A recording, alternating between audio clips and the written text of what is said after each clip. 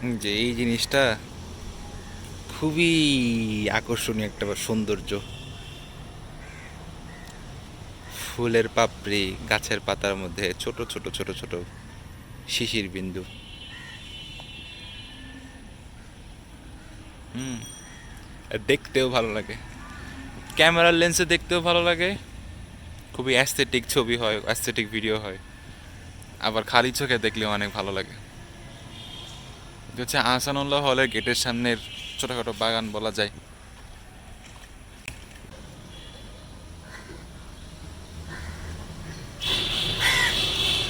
আজকে অনেকটা পরিকল্পনা ছাড়াই এই বুয়েটের আহসানুল্লাহ হল আর সামনে কেন্দ্রীয় মসজিদ আছে বুয়েটের, এই যে মাঝখানে যে রাস্তাটা, মসজিদে যাওয়ার রাস্তা, সেখানে সকালবেলা এমনিতে আসার একটা পরিকল্পনা করলাম। মানে যদিও খুব বেশি পরিকল্পনা করলাম, অ্যাকচুয়ালি আগে থেকে সেরকম কোনো প্ল্যান ছিল না। মানে ভোরেই মোটামুটি 4টা বা 4:30 যখন বাজে ঘড়িতে, তখনই সামহাও একটা প্ল্যান করলাম যে আজকে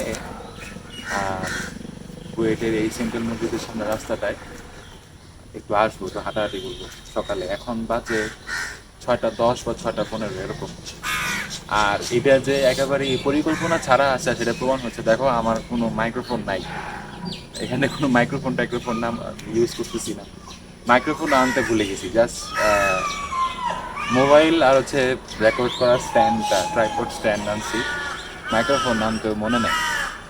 আম, শুরুতে ইচ্ছা ছিল যে এমনিতেই একটু হাঁটবো, একটু প্রকৃতির সাথে সময় কাটাবো, ব্যাস এতটুকুই। পরে হঠাৎ করে মনে হইলো যে আচ্ছা ঠিক আছে, একটু ক্যামেরাটাও নিয়ে যাই, কিছু না কিছু ছোটোখাটো শ্যুট করা যাবে। সেটা হয়তো আমাদের দেশ থেকে দিলাম। তো প্রকৃতির সাথে আমার ব্যক্তিগতভাবে সম্পর্ক অনেক আগে থেকেই। আমি ক্যারেট কলেজের স্টুডেন্ট, আমি মির্জাপুর ক্যারেট কলেজ থেকে পড়া।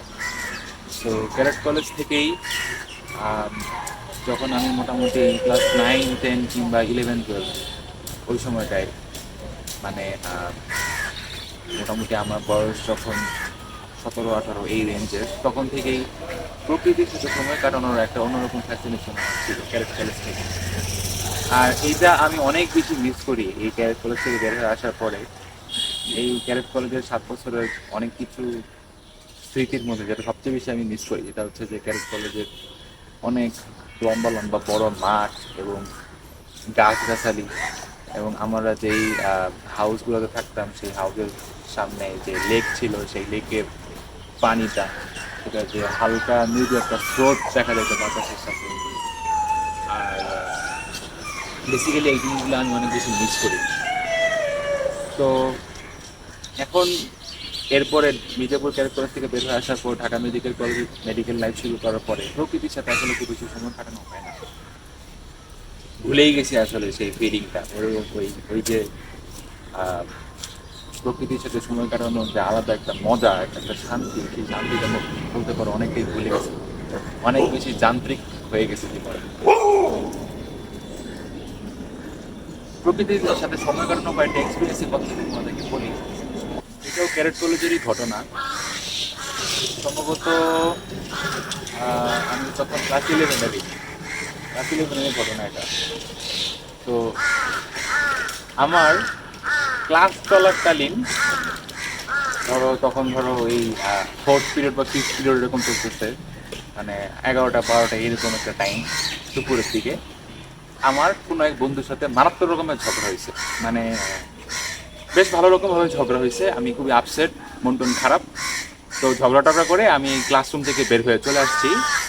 চলে আমি একা একা হেঁটে আমাদের তখন আমাদের ক্লাস 11-এর যে ক্লাসরুমটা, সেটা ছিল 2 তলায়, আমাদের একাডেমি বিল্ডিংয়ের 2 তলায়। সো ওই 2 তলায় আমাদের ওয়াশরুমের দিকে যাচ্ছি। তো আমাদের ওই ক্লাস 11-এর ওয়াশরুমটার সিস্টেমটা, বা ওই ওই ওই যে জায়গাটার মধ্যে ছিল ওয়াশরুমটা, সেখান থেকে অনেকটা ব্যালকনির মতো একটা কর্নার ছিল, এবং সেখান থেকে তোমার অনেক সুন্দর একটা ভিউ পাওয়া যেত আমাদের ক্যারেট কলেজের, মির্জাপুর ক্যারেট কলেজের যে খেলার মাঠটা তো বিশাল, ওখানে প্রায় 4টা 5টা ফুটবল গ্রাউন্ড, তারপর ক্রিকেট গ্রাউন্ড। এই যে কুকুর মহাশয় চলে আসছে, ভিডিওর মধ্যে বাঁকা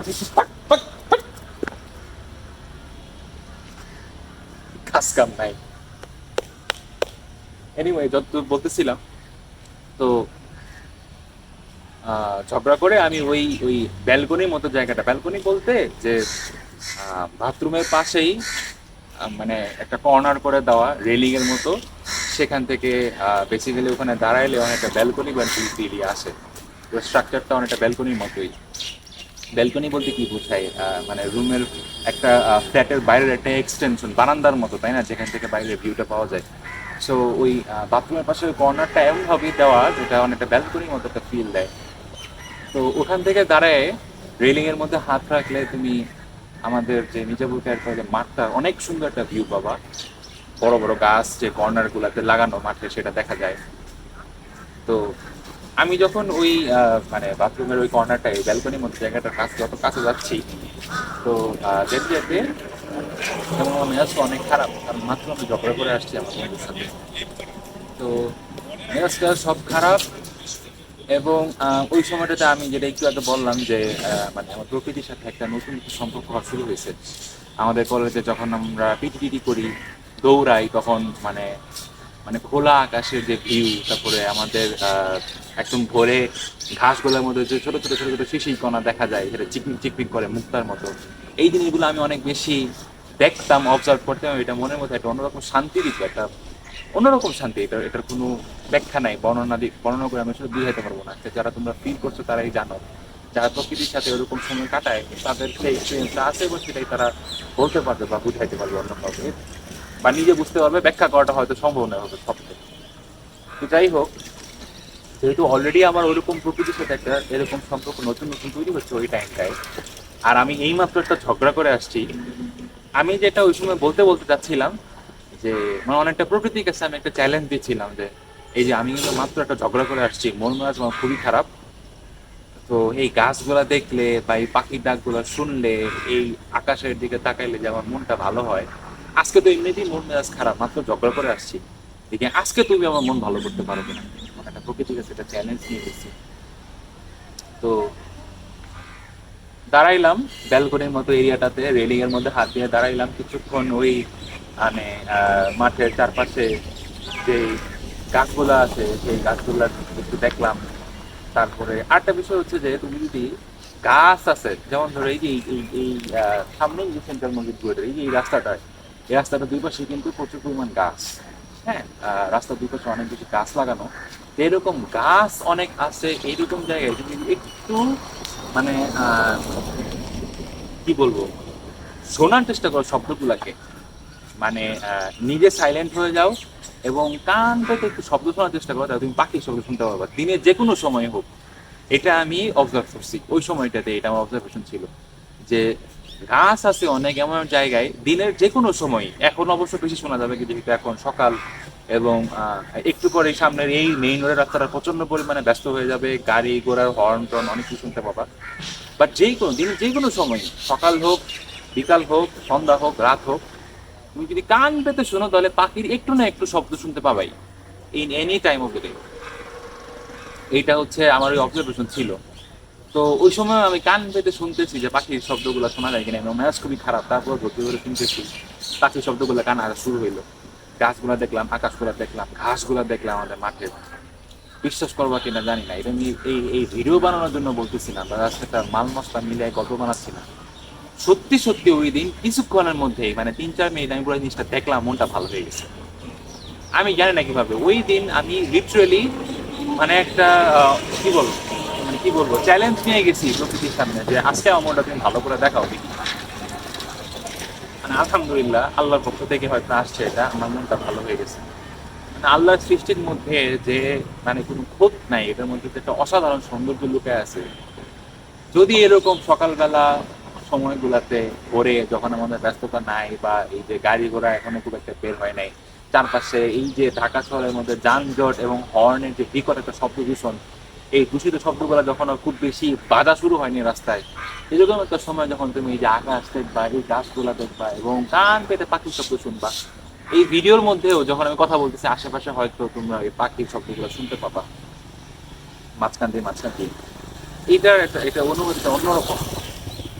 আর আমরা বর্তমানে কি হয়ে গেছি জানো, যে আমরা যখন ফ্রি সময় বের করে কোথাও ঘুরতে যাই, সেই ঘোরাগুলো যান্ত্রিক হয়ে গেছে। ঘোরাগুলো পর্যন্ত একটা স্ক্রিপ্টেড, মানে একটা বিষয়টা এমন যে আমি কোথাও ঘুরতে যাচ্ছি, আমার কাছে একটা স্ক্রিপ্ট ধরা দেওয়া হয়েছে, এই স্ক্রিপ্ট অনুযায়ী নির্দিষ্ট 4-5টা কাজ আমি ওই ওই এলাকায় গিয়ে, ওই নির্দিষ্ট পর্যটন এলাকায় গিয়ে করে আবার চলে আসবো। আমরা কি করি, মনে করো কক্সবাজারে ঘুরতে গেছি, কক্সবাজারে নির্দিষ্ট কিছু সমুদ্র সৈকতের পয়েন্ট আছে, কোনো একটা সিবিতে যাবো, ওইখানে গিয়ে কিছুক্ষণ ঘোরাফেরা করবো, হয়তো তোমার সমুদ্রে নেমে কিছুক্ষণ সাঁতার কাটবো, অবশ্যই ছবি তুলবো এবং ভিডিও করব।